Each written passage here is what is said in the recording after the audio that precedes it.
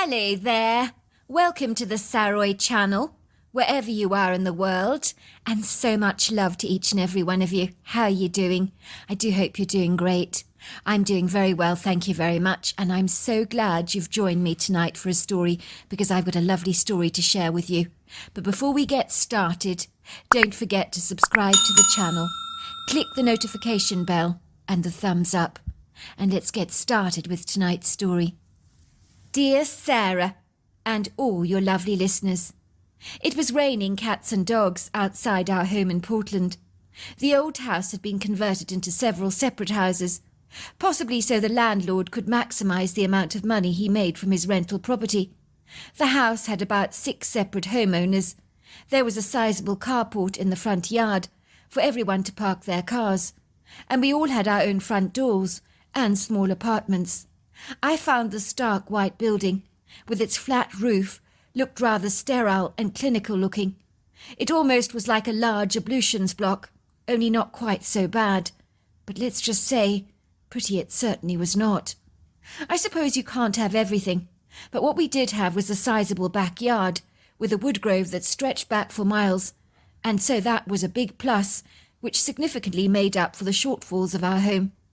It was rumoured that Mr. Tarantino, who owned the property we rented, was going to build another one of these ghastly square buildings to accommodate more people, so he could maximise the benefits of charging even more rent. Mr. Tarantino was not efficient. He was the kind of person who would tell you he was going to do this and to do that, but he never got around to doing anything. So we all crossed our fingers and toes that his lackadaisical approach would stall any building developments in the foreseeable future. And so far, his inability to getting anything done had served us very well. My parents regretfully lacked imagination and creative flair, so our uninspiring house was possibly as nondescript, uncreative, and pedestrian on the outside as it was on the inside. It may have not mattered to my mother at all, but I remember it bothered me a lot growing up, as in my creative mind I believed a home was meant to be beautiful. If I hadn't been a creative child and had been pragmatically practical, it probably wouldn't have troubled me a jot. My mother just threw drab, mismatched, monotonous-looking furniture together around our home and probably prayed to the gods that it would actually work out, without considering whether it would actually coordinate or not. She bought mediocre, bog-standard stuff cheaply from second-hand stores, selecting heavy, cumbersome, wishy-washy, monotone, dark pieces of furniture that looked so ungainly, prosaic and colourless in our home. It was a little like putting an ugly-looking can of baked beans to play central stage in a pretty doll's house.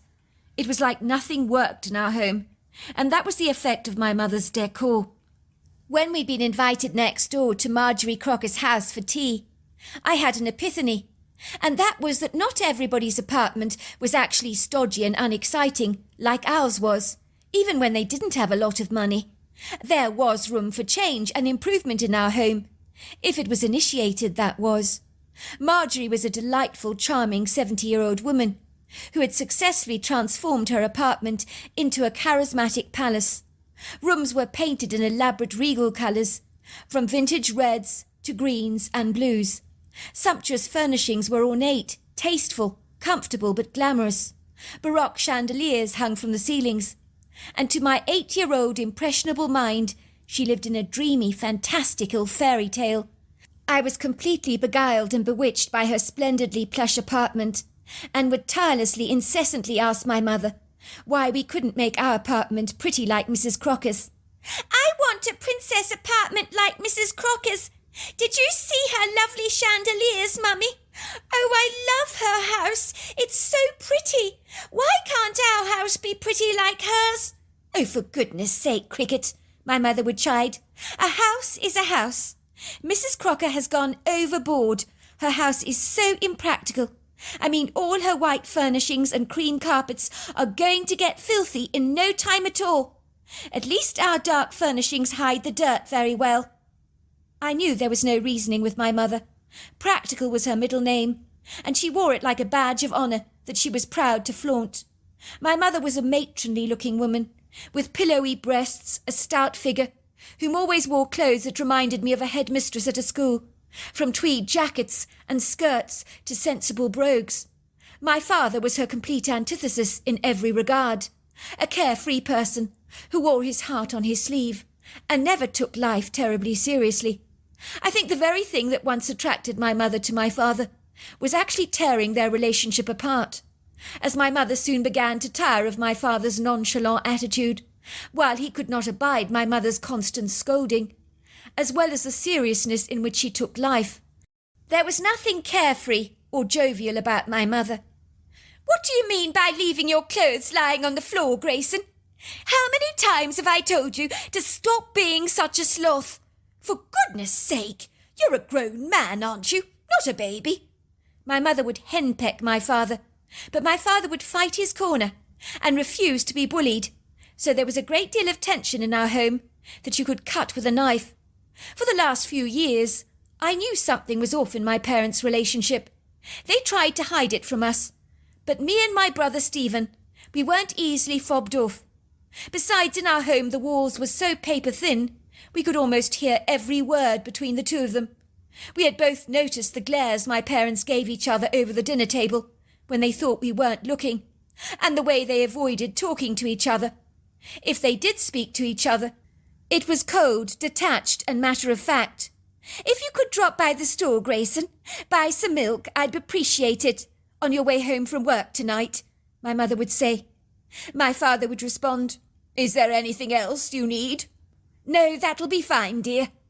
Never once was there any affection between the two of them, when my father might have given my mother an involuntary hug, or a kiss on the cheek. There was none of that. My brother and I shared a bunk bed with each other. He was on the top bunk, I was on the bottom, and I remember we would hear my mother saying, "Shh, the kids might hear."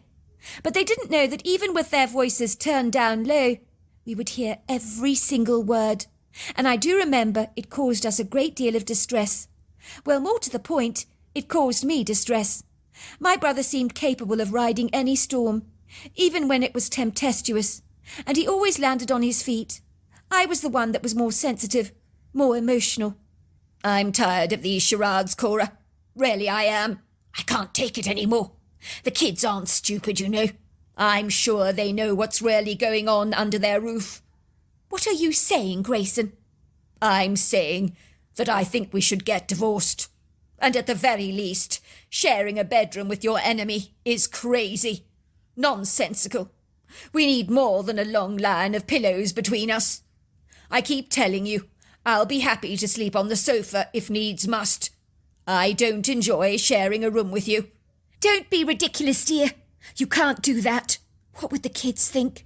I keep telling you, Grayson, we can't get divorced while the kids are so young. Everybody knows children need stability in their lives. If we get divorced, it'll disrupt our home, cause chaos, emotional turmoil. As responsible parents, we can't do that to our children. It's not fair on them.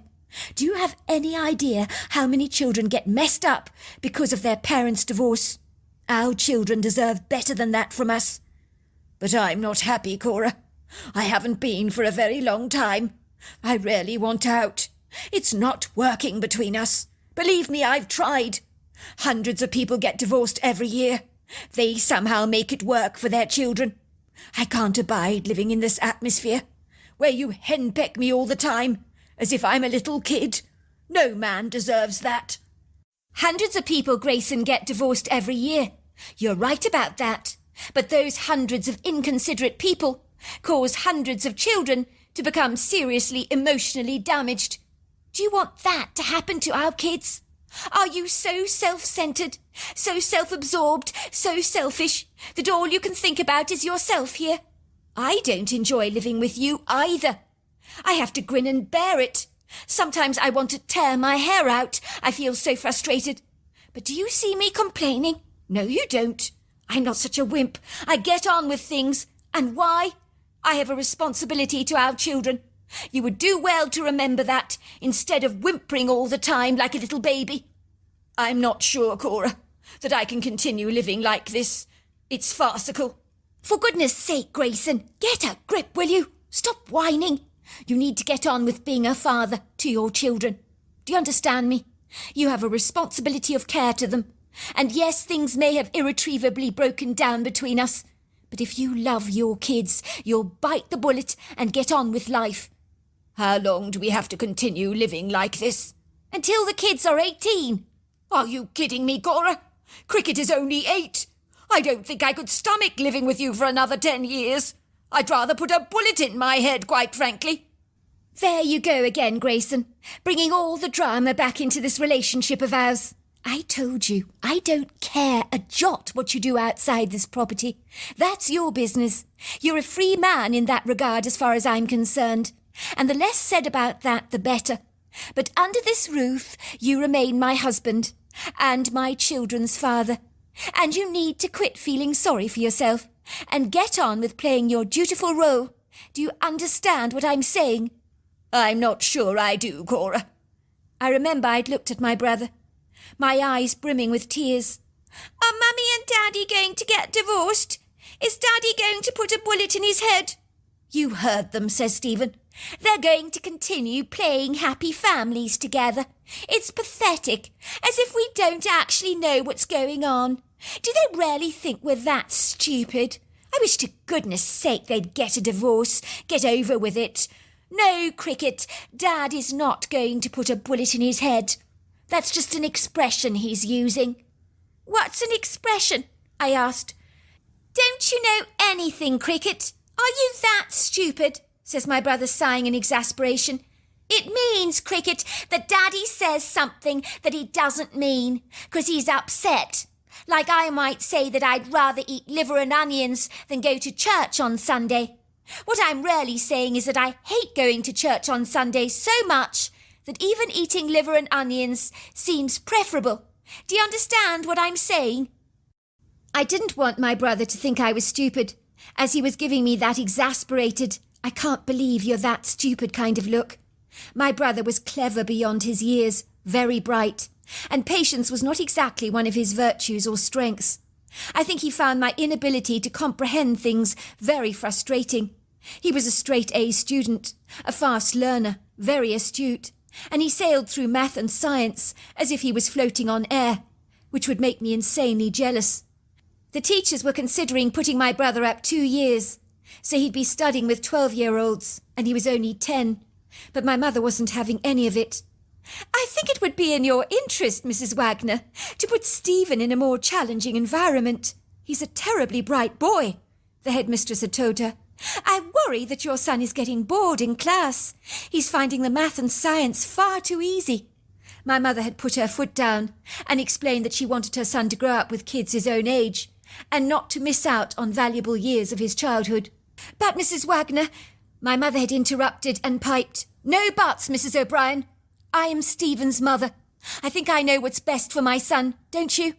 And I assure you jumping grades is certainly not in his best interests. You can't possibly expect a tadpole to hang around with bullfrogs, can you? Even if he is a clever tadpole, Mrs. O'Brien. I'm sorry, but I can't waste my time listening to you spout nonsense. If you must know, my parents did exactly the same thing to me. They put me in a class with kids 3 years older than myself because I was so clever. I felt like a fish out of water, Mrs. O'Brien. The kids picked on me tirelessly. So no, you can't pop my son into a higher grade. He may be clever, but he's still immature. You teachers always think you have the answers to everything, but you don't. I'm sorry you feel that way, Mrs. Wagner. I really am. But maybe you would think on my suggestion a little.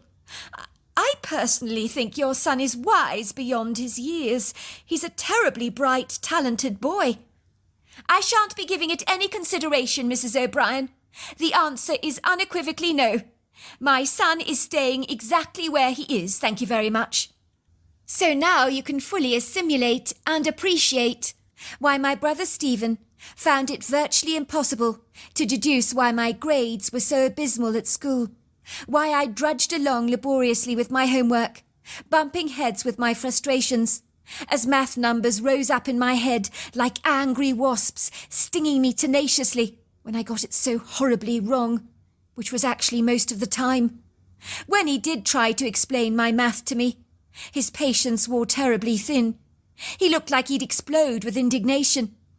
I decided it was more difficult to understand him, than the math teacher herself. So I gave up asking him for help. I wisely concluded he was way too clever to come down to my vacuous, empty-headed level. Let's just say it genuinely stumped him to comprehend that I could find something he found so ridiculously easy, such a dreadful, arduous struggle. I can't cotton on to why you can't get it, Cricket. It's very straightforward, you know. Surely you're not that stupid. It's not a question of me being stupid, Stephen. It's your being way too clever. That's the problem, I'd tell him. It was on a Friday afternoon, and I remember it so well. It is indelibly marked on my mind. It was bucketing down with rain. It was a cosy feeling. I'd always loved the rain.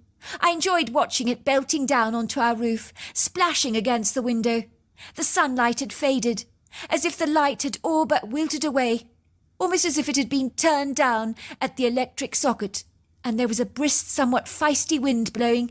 I could see the tall Pacific pines, the Douglas firs and yews, in the distant woodgrove, beginning to swagger and sway, as the wind whistled through the trees and nudged their fragrant boughs, so they looked like they were dancing, while the rain dribbled down their needles, cloaking everything in its cleansing dew.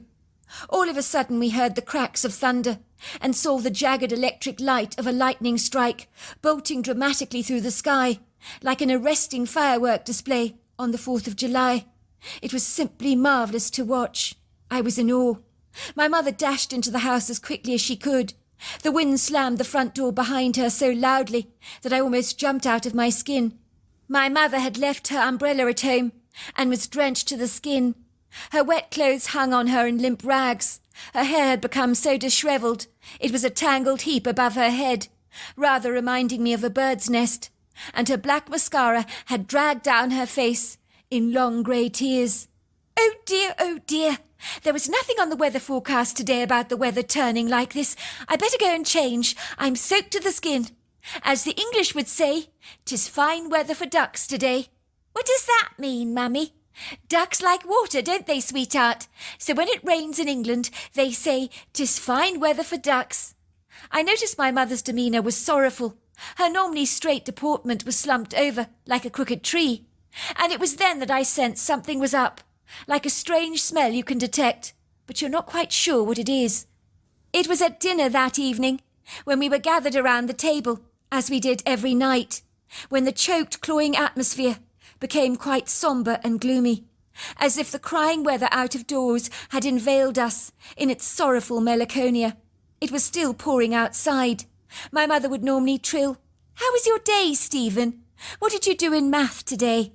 How was sports?" But for some reason, my mother's mouth was muzzled, her normal cheerful ebullience and twitter suppressed like a sorrowful songbird that had lost its desire to sing. Everybody ate in silence, and all you could hear was the tinkle of cutlery. My mother's desolate face looked like a barren wilderness, devoid of colour and hope. She was grimly focused on the scant offerings on her plate, studying her food so closely, as if looking at it under a microscope in a laboratory. She cut through her steak with a steak knife, but she never ate a single thing, but played with her food, as if drawing on her plate with vegetables. I became nervous, very unsettled. Something was terribly wrong. The energy was tense and taut, and for a moment I locked eyes with Stephen. He tried to give me a reassuring smile, but it didn't meet his eyes. My father remained very sombre. He ate quietly, chewing his food thoroughly, and not saying a single word. What the heck was going on? "Why is everybody so quiet, Mummy? Is it 'cause it's raining outside? Is everybody sad 'cause it's raining? I like rain, Mummy." "Sweetheart, we're just eating our meal. There's nothing wrong." "But we normally talk when we eat. Everybody's so quiet tonight." "If you must know, little Cricket," said my father, "me and your mother, we have something to discuss with the both of you. With you and your brother, that is."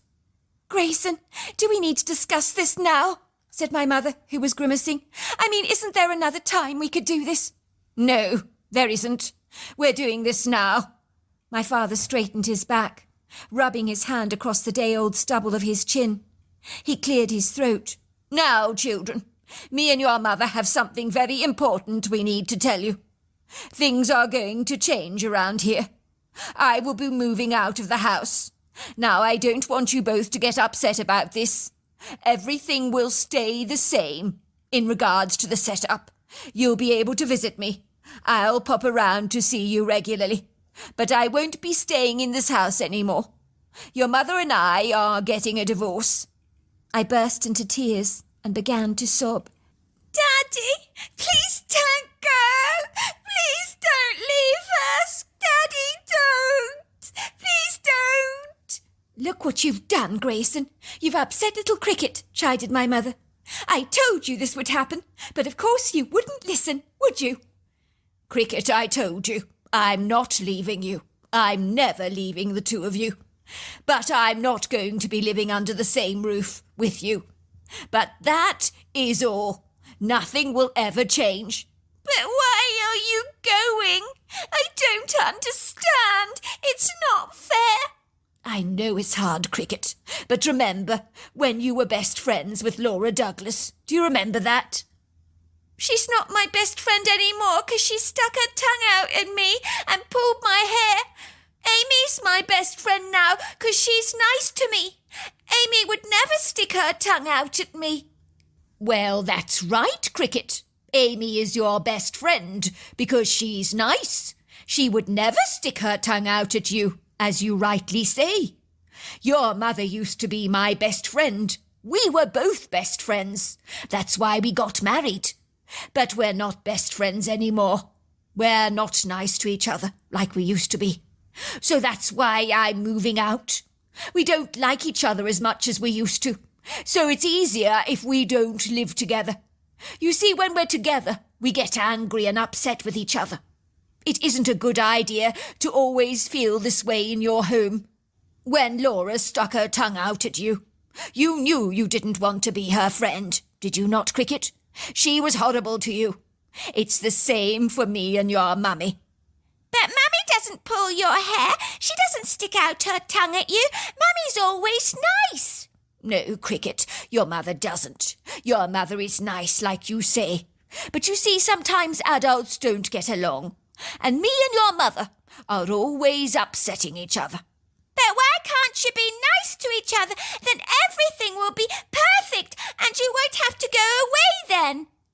Why did it take you so long, Dad? Said Stephen sarcastically. We always knew that you had a lousy relationship, you and Mum. Come, Cricket, says my brother. We don't need to listen to any more of this. My brother takes me by the hand, and we went to the bedroom together. I heard my mother saying to my father, I told you, Grayson, this would distress the children. But would you listen? Of course not. You're far, far too selfish.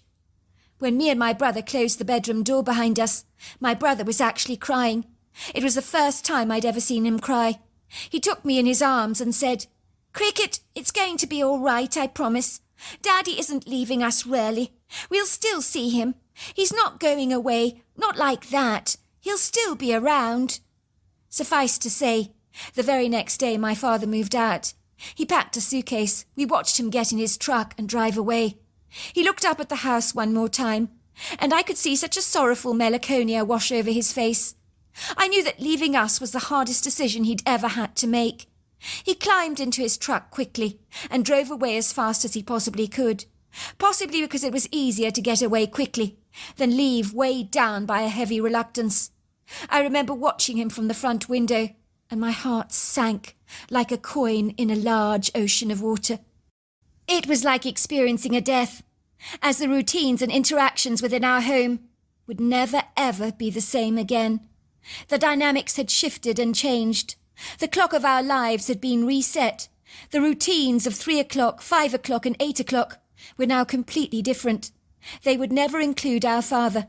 When my father left, I did cry. I cried so much there were no tears left within me, but I felt as if I had been abandoned. Inside my heart I felt like a barren wasteland that was aching for rain, thirsty for the green shoots of recovery, to bring colour to my inner desolation and despair. I began to believe that in some way me and my brother were responsible for my parents' fortuitous breakdown in their marriage. Me and my brother had seen photographs of my parents before they had had children, photographs that revealed a couple madly in love with each other. But after we came along, things had gone so terribly wrong. My mother tried to comfort us. She tried to be reassuring, once my father had left, but I was completely devastated. I loved my father with all my heart.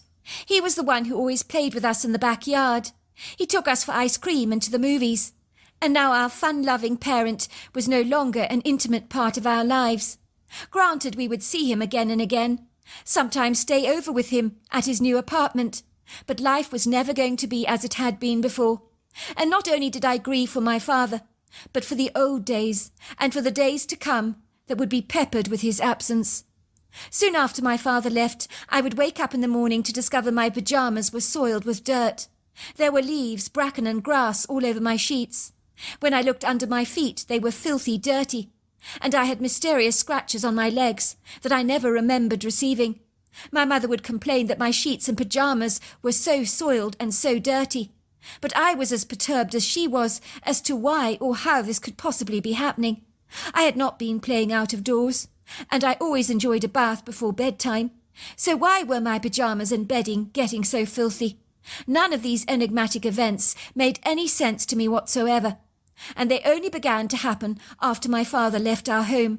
And for a while, even at 8 years old, I wet the bed several times, something that embarrassed me greatly. My mother would shake her head, throw the sheets into the washing machine and say, "Look what Grayson has done. I knew this would happen. Selfish, selfish man. He only ever thinks about himself." Stephen's account. I had known for a long time my parents' relationship was on the rocks. For as long as I can remember, there was not much love expressed between the two of them, no passing peck on the cheek or random hug. Indeed, my parents never touched each other affectionately, nor did they share a joke. For years, behind the paper-thin walls of our home, I would hear my parents relentlessly talk about getting divorced, but my mother was insistent that they would stay together for the benefit of me and my sister, even sharing the same bed together. It would irritate me profusely that they had absolutely no comprehension how both me and Cricket knew exactly what was going on. We were fully aware of their marital disputes. In many ways, I blamed my mother for the serendipitous breakdown of their relationship, as she henpecked my father so much. She would nag at him tirelessly about dropped clothes on the floor or failing to put the loo seat down. I'd often think, if it upsets you so much, Mother, put the loo seat down yourself and pick up the clothes, but for God's sake, stop nagging. But when my mother got a bee in her bonnet about something, she wouldn't leave it alone. She would frenziedly attack it like bees buzzing around a sweet can of cola. My mother was inadvertently driving my father away. No one wants to hang around with a patronising, condescending bully, and I'm sorry that's exactly what my mother had become. If my mother had held her tongue tightly and bitten her lip and accepted some of my father's idiosyncrasies, things could have worked out terribly well between them. Let's just say when my father announced he was leaving, I didn't take it at all well. It came as a cruel, hard blow to me, a cold slap in the face, very brutal, even though I'd known in my gut all along that one day there would be too many cracks in the wall, that something would ultimately have to give, and then their relationship would come tumbling down like a building in throes of demolition. But when it actually did happen, I was not prepared for it at all. And for the first time in a long time, I cried and cried and cried. I soaked my sheets until they were so wet it was as if they came out of the washing machine. My sister Cricket was not taking my father's absence from our lives at all well. And so began the bedwetting and the sleepwalking. I knew that was the reason that she was waking up with dirty feet and sheets bespeckled with leaves and twigs. I knew if I told my mother that Cricket was sleepwalking, she'd do her absolute nut. My mother had a propensity to overreact, so there were some things I clandestinely hid from her for this very reason. I knew I had to do something to stop Cricket from sleepwalking. I'd seen her returning to bed one night, covered in leaves, and when I spoke to her, she was unresponsive, almost as if she was locked in a trance. One night I woke up spontaneously, and I knew at once my sister was not in the bedroom. My sister didn't snore, but I could usually hear her breathing, but not tonight. I leaned over the top bunk to look down on the lower bunk, and sure enough, she wasn't there. Her bunk was empty, and instinctively I felt unsettled. If I had been groggy and half asleep, the cobwebs were quickly wiped away by my grievous concern for her. I groaned because I suspected she was sleepwalking again, and judging by the muddy state of her pyjamas recently, I ascertained she was possibly wandering around the backyard. This was crazy. Supposing she came to harm, she could fall over, potentially walk into something, injure herself even. I've always been exceedingly protective of little Cricket, as my sister is a sensitive soul who takes things terribly seriously. It was a routine for us to sleep at night, with a curtain slightly ajar, so that if we got up in the middle of the night to answer a call of nature, the moonlight would filter through the curtains, so you wouldn't be stumbling around awkwardly in the darkness like a blind man. My sister at 8 years old was terribly frightened of the dark, so we always kept a light on in the landing. I climbed down the ladder of the top bunk and dashed over to my closet to retrieve my windbreaker and sneakers, which I put on over my pyjamas. I trudged down the staircase towards the kitchen, as my mother never kept that door locked. She was fastidious about many things, but would always fail to lock the kitchen door. Maybe she thought it was a self-locking mechanism. I'm sure that was actually the case. Of course, there is no sign of little Cricket anywhere, but when I glance out of the kitchen window, I can see her little figure wearing her white pyjamas, tottering towards the woodgrove. She looked so vulnerable, so tiny, and I began to panic. Are you kidding me? I immediately grab a torch, open the kitchen door, and run across the backyard towards the woodgrove. I'm not sure exactly what time it was. I would hedge a bet that it was between 1 and 2 o'clock in the morning. Fortunately, tonight is gracious to me. Believe me, there are gloomy, dingy nights out here, when it's pitch black outside, and intimidatingly menacing. But tonight is beautiful, almost magical, really. The temperature was perfect. The luminescent light of the full moon magnanimously lit up the backyard, in sweeping soft ethereal shadows, while the bright stars twinkled from the firmament like rhinestone jewels on a velvety evening gown. I hurried towards the woodgrove, surprised to see how damp the grass has become, as the morning dew has dappled everything in a silvery glaze. I can hear the sounds of crickets and frogs. Their cheerful chorus rings through my ears. I can't see my sister yet. Where did she go? I know calling out to someone when they're sleepwalking is probably not well advised. Then I see her, and I shrink behind the trees, as I've seen something so ambiguous, I'm not exactly sure what it is. So I surreptitiously take cover, switching off my torch so as not to draw any unwanted attention to myself. I need to see what's going on here. I can't make sense of any of it. At first I think my sister is standing with 2 bears, and that is not something you'd ever actually want to see in the cold light of the day, nor in the middle of the night at this ungodly time. I curse myself for not bringing a weapon of some kind with me. Is my sister in danger? My heart begins to pound violently in my chest as I contemplate what it is that I should do. I peer at my sister from behind a tree, and with the moonlight filtering through the trees, I realise the creatures she's standing with are not bears. They're Bigfoot. For a moment I'm so confounded by astonishment I almost hold my breath, as if I'm diving under the water. No, this can't be real. It just can't. I take another hard look, and I realise that they are Bigfoot. One is male, the other is female. Both are a similar height, at about 8.5 foot tall, but the male is significantly bigger in girth, stature, and muscular strength. I'd say he's 800 pounds, while she's probably 600 to 700 pounds, but the gargantuan size of these creatures just boggles my mind. I notice their faces appear remarkably human. The male's face is much more masculine, with a pronounced square jawline and high cheekbones. The female's is much more feminine, with an oval face shape and high cheekbones that some women would probably kill for. There's nothing hideous or ugly about their faces at all. On the contrary, I would describe them as really rather handsome. I would have expected to see primate influences to their appearance, but that was not the case, with the exception of their overlong arms. I couldn't see what colour their long flowing hair was, as the darkness can steal the colours away, that in the daytime you can see so clearly. But I would say they were a dark colour. Under the wispy, subtle light of the moon, they appeared as dark as the trees. That's not really saying much, is it? The female Bigfoot has stopped my sister in her tracks, and is waving her hand in front of my sister's eyes. She's talking to the male Bigfoot in hushed whispers. I feel a huge measure of relief when I realise that they are non-aggressive and actually very concerned about my sister's welfare. The two creatures talk together earnestly, backwards and forwards, as they discuss what they should do to help her. They knew it wasn't good for her to be wandering around the place in a trance-like state. The female decides to try and wake up my sister, fearing for her safety, and begins to gently tap my sister to rouse her from her sleep. My sister opens her eyes, and on seeing the female Bigfoot, she screams. The Bigfoot tries to calm my sister down. She's so terrified, she races through the woodgrove back to the house as fast as her legs can carry her. I'm relieved she's awake now, but she must have had a hell of a shock.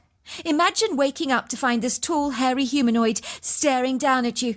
My sister is so easily freaked out. If there's a monster movie on television that scares her, she has to sleep with the light on all night.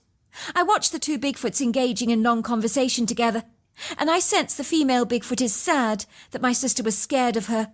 The male pats her on the back encouragingly, as if to say, "Never mind, don't let it get you down." In that moment, I'm struck by their humanity. I walk over to them very confidently, and they turn around, startled to see me. "I'm sorry about my sister screaming. I guess she got a shock." The female Bigfoot looks at me through kind yellow eyes and nods. I'm almost certain she understood what I'm saying. It's like she read my thoughts. I say, "Thank you for helping her," and they watch me with inquisitive but bemused-looking eyes as I return home. When I get back, my sister is panicking. She's crying. "Stephen, I woke up in the woodgrove. This big black creature was shaking me. I was so scared." "It wasn't a big monster, sis. It was actually a female Bigfoot. She was really nice. Actually, to be precise, it was a male and female together. They were extremely worried about you, sis. They decided to wake you up from your sleep. Because it wasn't safe. You were walking around in the darkness, fast asleep, wandering around the woodgrove. They were earnestly discussing what to do to help you. But when you opened your eyes, you were terrified. But I promise you, they had no intention of harming you. Of that I'm certain. They wanted to help you." To cut a long story short, I decided to lock the bedroom at night so my sister would quit sleepwalking. But as soon as it started, it actually stopped. Let's just say within time, my sister and I learnt to adapt to the positive side of my parents' divorce. But when I got married myself, I learnt one lesson from my parents' marriage, and that was not to sweat the small stuff and to bite your lips if you want to reprimand your other half. And to date, me and my wife are happily married. But I reflect over the time I met those two Bigfoots, and I remember just how human they were, not much different to us at all. So there you are. That's my story. Wow, what an incredible story. Until next time, goodbye and good night.